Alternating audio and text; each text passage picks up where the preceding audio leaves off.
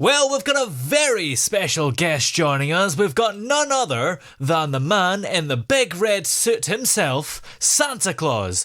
He's taken a break from the toy making and reindeer wrangling to join us live from the North Pole on this magical Christmas Eve.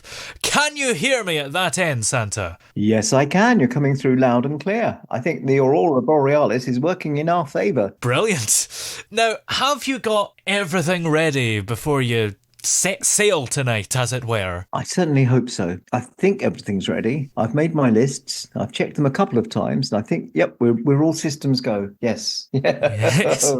And what is a typical day like at the North Pole in the hours before you take flight, and how has it been today? It's been controlled, busy but controlled. The elves have been doing the last minute logistical work to make sure we're catching all the new build houses, make sure we're not missing anywhere. And that always happens at the end, and we suddenly realise that we need, another little bit of this or another little bit of that. Every year it's a kerfuffle, isn't it? That's something you don't think about, actually, the new build houses, because I guess they are a nightmare to find, and every year there's more and more of them. Absolutely. Every year there's millions of new houses. Even with people complaining there aren't enough houses, there's still lots and lots and lots to get to. And how do you manage to deliver all those presents to the millions of children in just one night? That really is the question. Well, it's a combination of selective breeding of reindeer for speed and strength, stamina. And only on Christmas Eve, we get to use a little bit of Christmas magic to make things work for us. You probably knew that anyway, yeah. And what would you say is the most challenging part of delivering the gifts to children all around the world? Possibly the most challenging thing I find is if a child's got toothache or something and can't sleep. I can't give them the presents if they're awake, and if I'm putting a present in their bedroom, because they'll see me. So I have to wait until they actually manage to be asleep, and that can mean that we've got little extra delays that we might not have thought we'd have. And I guess that must be quite common, because not only if a child has a toothache, but certainly I remember as a kid, it's the one night of the year that's the hardest to get to sleep because you're so excited.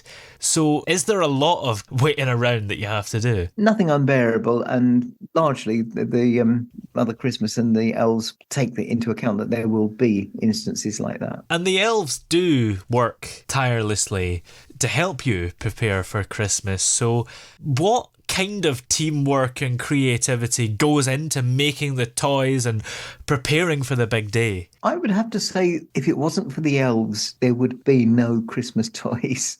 I wouldn't have the job.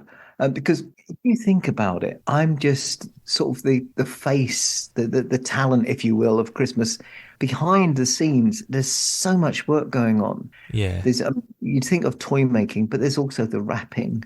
There's looking after the reindeer. You mentioned reindeer wrangling. And although we're called Santa's village, really we're like a small city because there's such a big population. So people don't think, but there's elf doctors, elf dentists, elf teachers, elf policemen. It's like one of your cities. Oh yeah. Bitspa. But so they're not just making toys, they're doing so many things.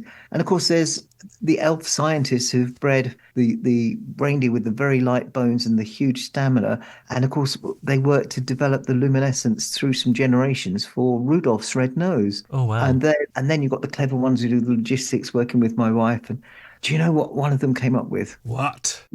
As they were getting more and more houses, they said, look, we're wasting a lot of time with having to come back here to refuel the reindeer. What if we got the nicest children, the best families that are on the nice list, and asked them, would they provide some carrot for the reindeer so that we don't have to keep coming back to the North Pole or put stockpiles in places? And that's worked really well because it means we don't have to. And I was the one who said, well, the thing is, if we're doing that, maybe we could get the people to leave something for me as well, so I don't get too hungry, and hence I get snacks as well. So it works out well. And with so many different cultures around the world, you must get so many different ones. Because in this country, or in my house anyway, even within houses, it's different. I suppose we have a mince pie and milk. That's what you'll be getting tonight from me. Whereas in America, it's maybe milk and cookies. Do you have a particular favourite from around the world? Well, this is going to sound a bit odd because, people tend to think of me as milk and cookies guy or mince pie. But do you know what I really love? A little bit of cold clooty dumpling. Ooh. Oh, that just tickles. That or some lemon drizzle cake. Both of those, I think, probably co-favourites. Probably the clooty dumpling. Do you ever get tired of getting the same thing pretty much in every house? No, because it's a huge variety. There was a period of time when people kept leaving me sherry and whiskey and brandy. And I thought, oh no, I mean, I'm going to be drunk driving. Yes. And I don't approve of that. So I'm glad there's this big move towards milk. Absolutely. You're getting millions of snacks tonight. So how do you manage to eat it all without having had enough? Where do you keep it? Well, you know how there's more toys in my sack than it could possibly have room to hold. Yes. It's the same with my tummy and mince pies. Oh. And a lot of people might be concerned that you are taking eat, drink and be merry a little bit too literally, because even though you do find a place to keep all these snacks you have, it does look like you enjoy them, to put it that way. So have you ever considered a diet plan, or maybe going for almond milk or a healthier option? Not really, no.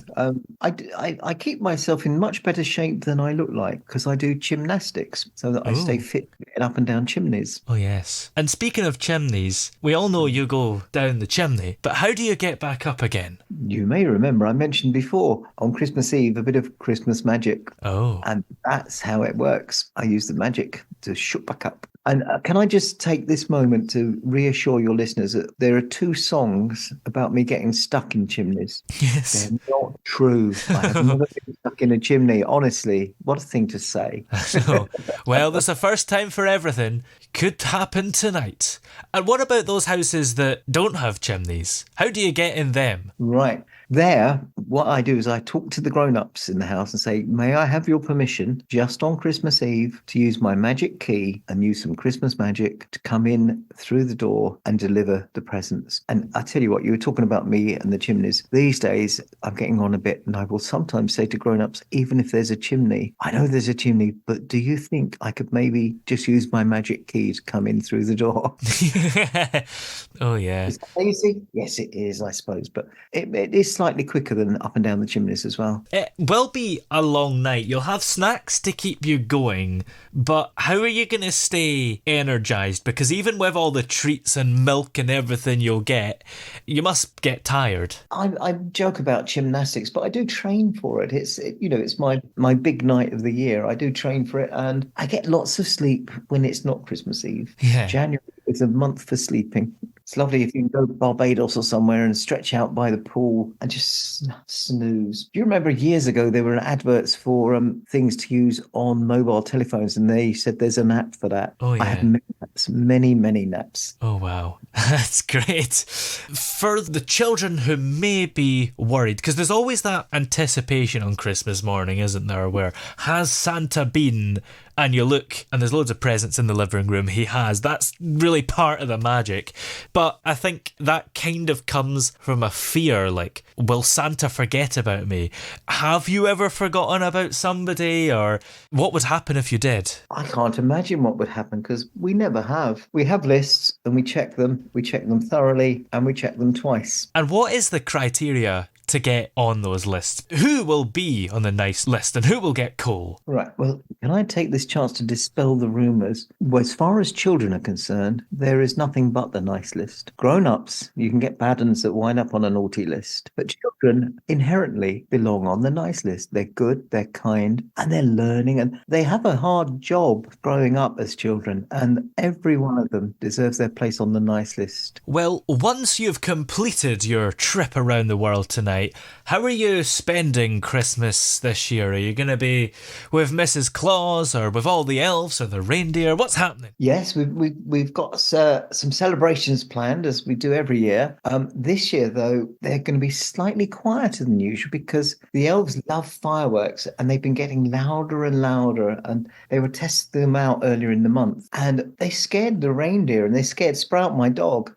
So we said, let's chill it down and we're going to do singing our favourite songs and having hot chocolate with marshmallows with a nice open fire. It's going to be lovely, but just a bit quieter than usual. Yeah, absolutely. That sounds lovely. Well, I won't keep you any longer because you've got some very important work to get on with. But have a great Christmas and good luck tonight. Thank you, Toby. You have a wonderful Christmas too. And indeed, all your listeners, have a great Christmas.